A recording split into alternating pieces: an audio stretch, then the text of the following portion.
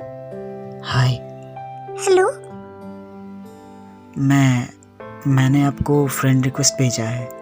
तो तो क्या एक्सेप्ट कर लीजिए? क्यों एक्सेप्ट कर लूं? क्योंकि आप बहुत खूबसूरत हो।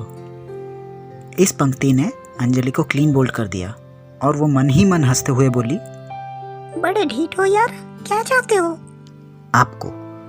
अंजलि को अब बहुत इंटरेस्टिंग लग रहा था। मुझे जानते हो? अब जान जाऊंगा।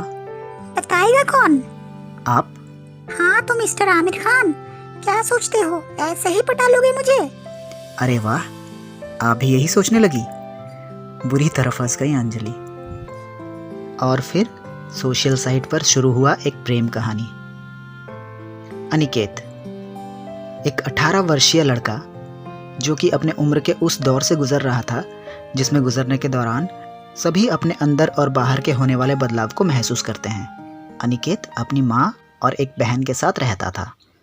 उसके बाबा की मृत्यु 8 साल पहले हो गई थी। अनिकेत की बहन एक फैक्ट्री में काम करती थी, जबकि उसकी माँ घर में ही कपड़े सीकर किसी तरह गुजारा करती थी। उन दोनों को अनिकेत से बहुत सी उम्मीदें थी, जिन्हें अनिकेत पूरा भी करने वाला था। अपने कॉलेज के टॉपर स्टूडेंट्स में गिनती होती थी उसकी। आज अनिकेत और अंजलि को सोशल साइट पर मिले 2.5 महीने से भी अधिक हो चुके थे और बातें अपनी हदों से भी ज़्यादा आगे निकल चुकी थी। आज अनिकेत ये पक्का फैसला कर चुका था, आज चाहे जो भी हो वो अंजलि से उसका मोबाइल नंबर लेकर ही रहेगा। और चैटिंग करते हुए काफ़ी ज़िद के बाद अंजलि ने अनिकेत को अपना नंबर दे ही दिया। लेकिन अपनी और अपने प्यार की कस्में देकर अंजलि ने कहा, अनिकेत, तुम ना अपनी तरफ से कभी कॉल नहीं करना, मौका देखकर मैं ही करूंगी कॉल आपको। अनिकेत भी मान गया। अच्छा ठीक है। इन सब में रात कब की आधी बीत चुकी थी। अब दोनों को ही नींद आने लगी थी, इसलिए दोनों ने एक दूसरे को गुड नाइट कहा और फिर सो गए। अनिकेत और अंजलि की सुबह की शुरुआत एक दूसरे की गुड मॉर्निंग से होती थी, पर आज अंजलि ऑनलाइन ही नहीं आई। अनिकेत उसके ऑनलाइन आने का वेट करता रहा, पर उस पूरे दिन अंजलि ऑनलाइन ही नहीं आई। यहाँ तक कि अगले 3 दिन अनिकेत अंजलि के लिए वेट करता रहा।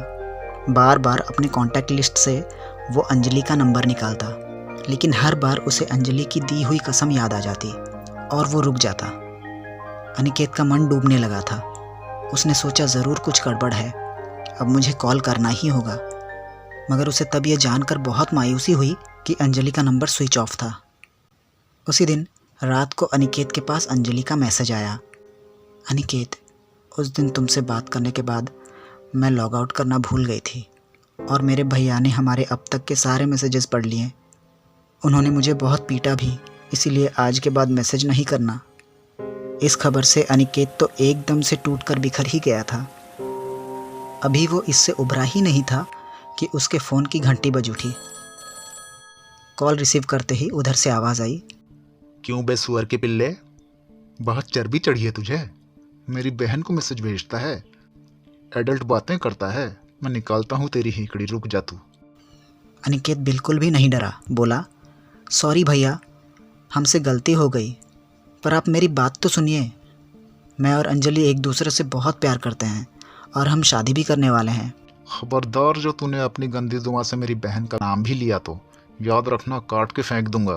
तू है कहाँ अभी? मिल एक बार मुझसे, फिर बताता हूँ मैं तुझे। अब अनिकेत सच में बहुत डर गया था। काफ़ी चुपचाप रहने लगा था। खाना पीना भी कम हो गया। हंसना बोलना तो जैसे भूल ही गया था अंजलि के जाने के बाद। 1 हफ्ते बाद एक और बम फूटा उसके सर पर। अंजलि के भाई राजेश ने फ़ोन करके उसे बहुत धमकाया और बोला, बेटे, सीधी तरह 2 लाख रुपए ला कर दे मुझे, नहीं तो मैं पुलिस में शिकायत कर दूंगा। और तेरी फोटोज भी तो हैं मेरे पास, सीधा जाएगा तू जेल। 2 लाख का नाम सुनते ही अनिकेत के पैरों तले ज़मीन खिसक गई।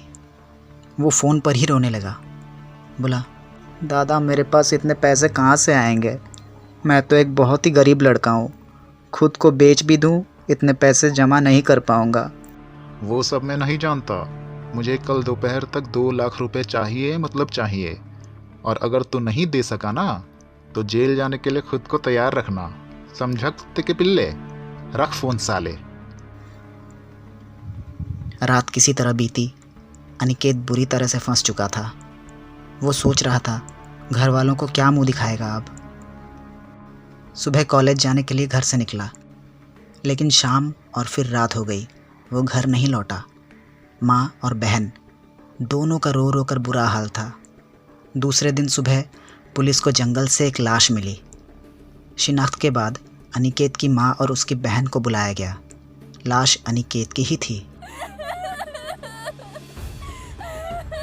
एक हंसता खेलता नौजवान आत्महत्या करके अपनी ज़िंदगी समाप्त कर चुका था।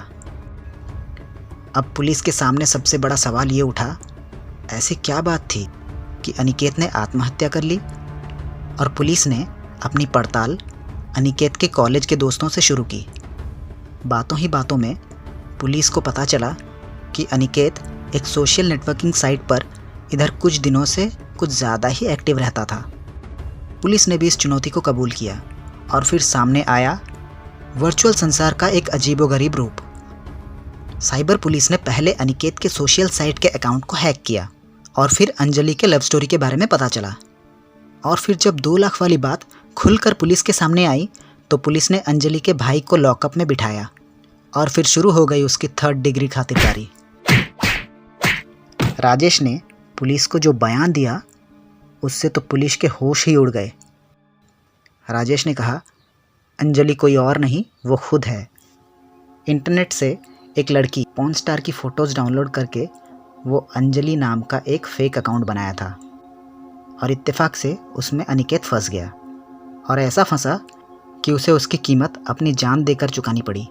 एक फ़ेक अकाउंट, एक फर्जी वजूद की लड़की के प्यार में फंसकर अनिकेत ने आत्महत्या कर ली। राजेश जैसे विकृत मानसिकता वाले लोग इस दुनिया में काफ़ी तादाद में हैं, जो हमारे समाज के लिए कोरोना से भी कहीं अधिक घातक हैं। ज़रा बच के। धन्यवाद।